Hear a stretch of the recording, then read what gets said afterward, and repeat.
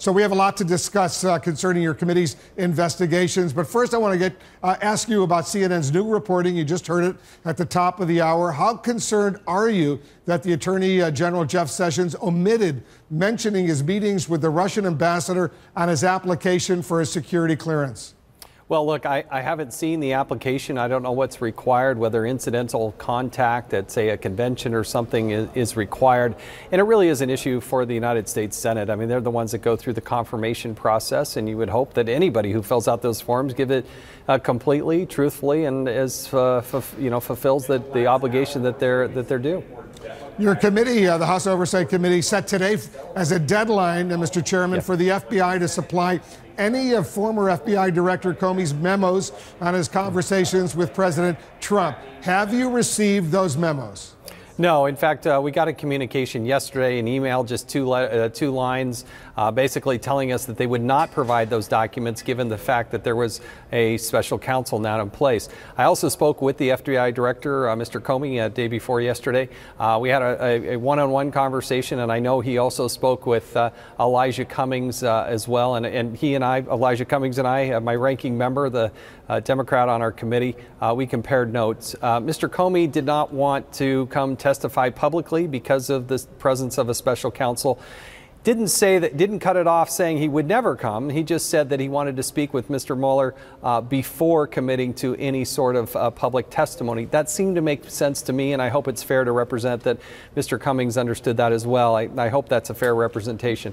The other thing is we want to see the documents. We believe Congress has a role to play, but we also don't want to impede an investigation by the special counsel. So we're trying to find our way here without impeding what the special counsel is trying to do. Did Comey tell you he wrote those contemporaneous memos of his conversations with the president? No, he didn't. In fact, I said we have heard reports about these documents.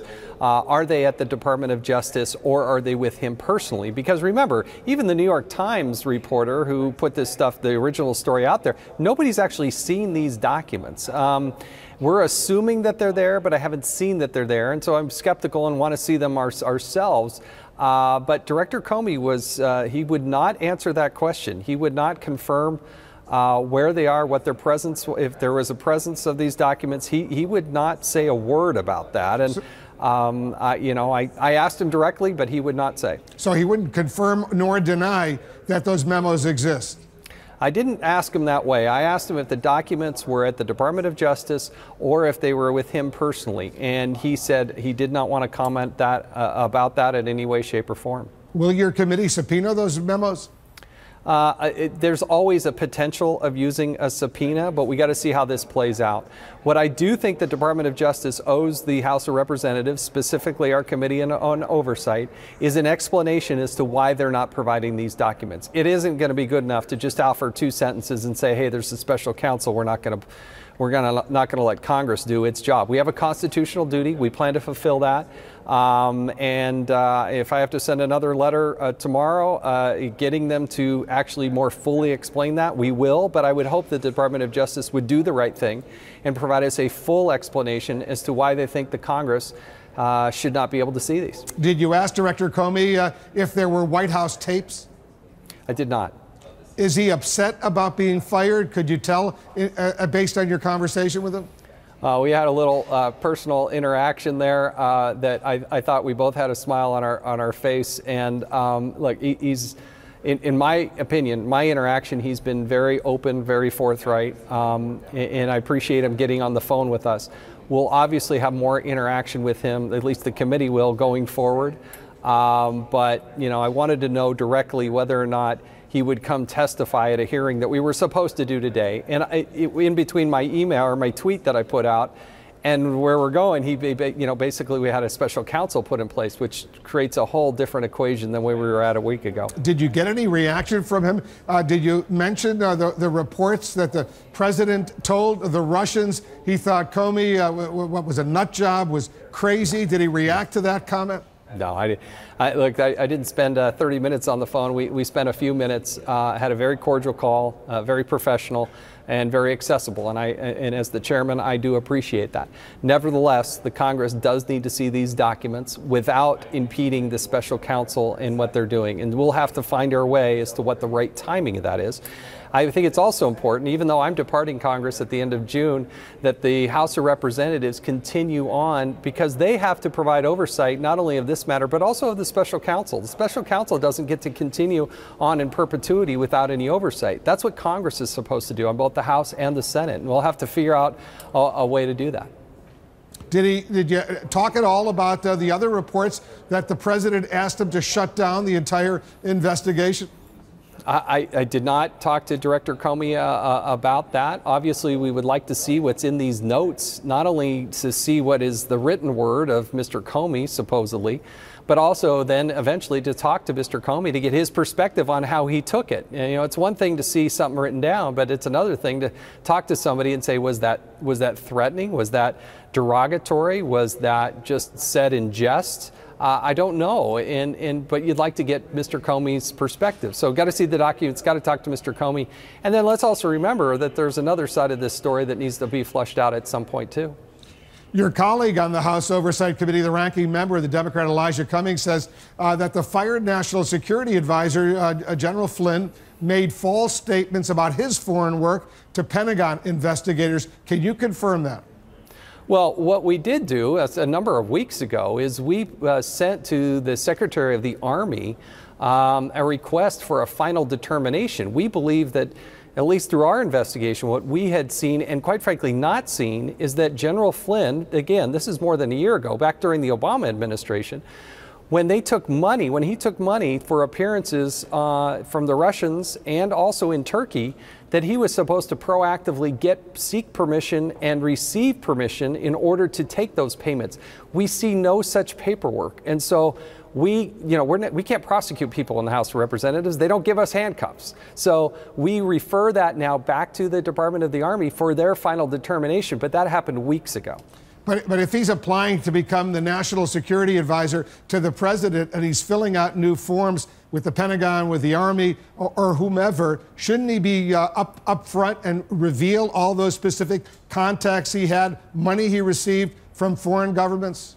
Well, interestingly enough, the permission or the granting of a security clearance was done by the Obama administration. But he needed additional security clearances once you're to be the National Security Advisor. He may have received security clearances from the Army, from the Defense Intelligence Agency during the Obama administration, but the President Trump, wanted him to be his top national security advisor. That required him filling out all sorts of new forms. And that was done, evidently, during the Obama administration. So there are a number of Obama-era relationships or Obama-era personnel. It really begs the question, why did the Obama administration approve his security clearance? The answer is that security clearances are different than the very intense vetting, separate vetting you need to become National Security Advisor to the president. Yes, he had security clearances. He was once the director of the Defense Intelligence Agency. He was a three-star general. He obviously had security clearances, but you need to go through a separate round of vetting to become the National Security Advisor to the president. Yes, and that was done in the Obama administration, not the Trump administration. Once President Trump said he was going to be the National Security Advisor, if you think you have the answer and I don't, then share it with me, because we did participate in a classified briefing, and Mr. Cummings was sitting right at my side. So I do think I got a pretty good briefing on this, and that is really the Obama administration. Well, you know, your colleague, Congressman Cummings, he's calling on you to subpoena those White House documents, the specific White House documents, as far as the vetting of General Flynn is concerned. Are you ready to do that? No, I'm not. We sat through a classified briefing on this topic. I really can't say much more than that. Well, why not get the documents just to double check? I'm telling you that I've already sat through a classified briefing on this. But why not get the documents? Well, we can keep going back and forth. I've told you that we did sit through the classified briefing on this. All right, but you know, the documents sometimes can be not necessarily shared during a classified briefing, and sometimes the briefers don't necessarily report everything as far as the documentary evidence might provide. Given that I was in the meeting and you were not, with all due respect, that is not something that I am going to subpoena at this moment. I'm not. We got a classified briefing on this. All right, let's talk about something else. The Washington Post is now reporting that the former director, James Comey, may have based his decision on how to handle the Clinton email server investigation, at least in part, on a Russian document that turned out to be, quote, bad intelligence. The document may even have been completely fake. How does that report influence your understanding of the election? Well, we haven't gotten a crystal clear picture of this. I have seen that news report, but not seeing everything that the FBI is seeing. Given that there is this ongoing investigation, I wouldn't necessarily see this. The House of Representatives is dealing with this differently than the United States Senate. In the House of Representatives, things that deal with sources, methods, intelligence, that is being done by the House Intelligence Committee. And so I would really need to leave it to that committee. As it relates to some of these other investigations, some of the stuff, for instance, with General Flynn, then the Oversight Committee has taken the lead on that. But in that particular case, in this story, really would be for the House Intelligence Committee, not for the committee that I chair. You did play a very important role in the Clinton email investigation by publicizing Comey's letter informing you that the investigation would be reopened right before Election Day, 11 days before the election. You've been outspoken about going after leakers. Do you consider yourself, let's say, a leaker for publicizing that letter he wrote to your committee?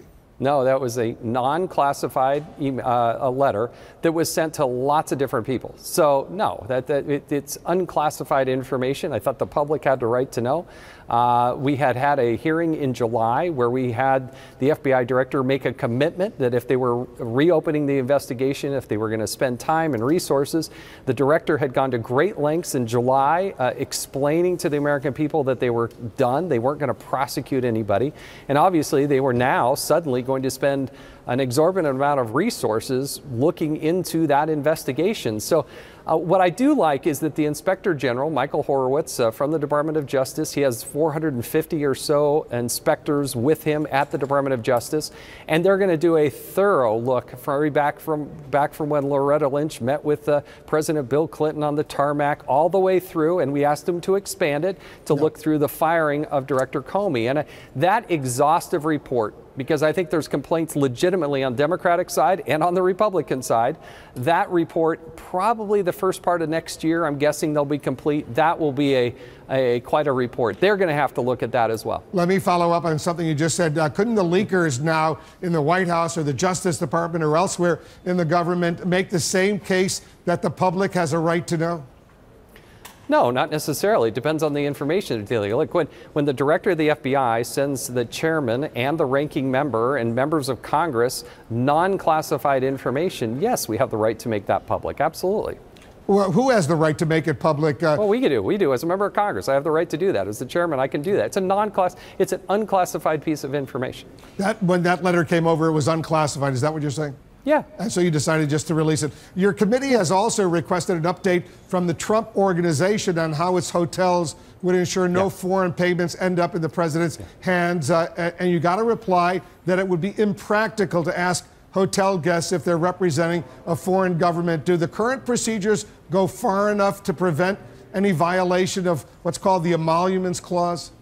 What I find from the Trump, again, this comes more from the personal office, but what I find the Trump Organization doing is bending over backwards to be as open and transparent as possible. Now, they're going to look at the 2017 receipts, and they're figuring out a mechanism to reimburse or pay to the Treasury, if you will, when the foreign nationals stay at that hotel. That is bending over backwards. It's very early in the process, given that we're still in May. Probably not something you're going to see until 2018. But I think they've laid out a general framework, and that will be refined over the next 7-8 months. And as you turn the corner into 2018, they will release some report at some time. And I think the Trumps are going to great lengths to be as open and transparent about this as they can possibly be. You've got a lot going on. You're the chairman of one of the most important committees in the House of Representatives. You've got a lot of investigations going on right now.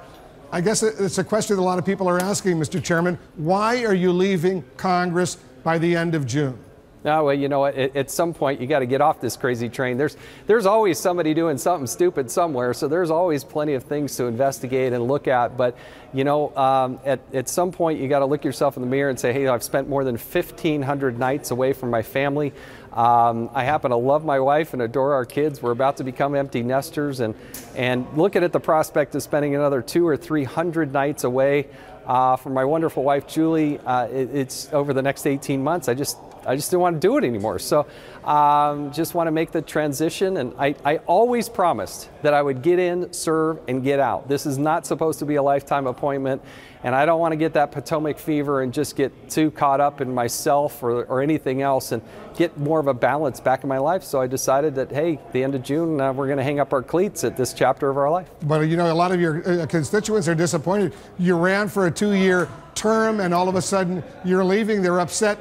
And there's been a lot of speculation. You've seen all the reports that you're leaving to become, what, a TV pundit? Is any of that true? Well, I haven't felt any compulsion to talk about my post-congressional life, but I have a voice. I'd like to express it along the way, but find more balance in my life. And so we'll cross that bridge when we get to July 1st. And loosen up the tie a little bit and get more balance in my life. Because you've seen the reports that you're heading to Fox News. Any truth to that? Well, again, Wolf, I'm not here to talk about that yet. We're gonna do that at the proper time, but I'm not talking about post-congressional employment at this time. You think you'd be making the same choice if Hillary Clinton had won the presidency?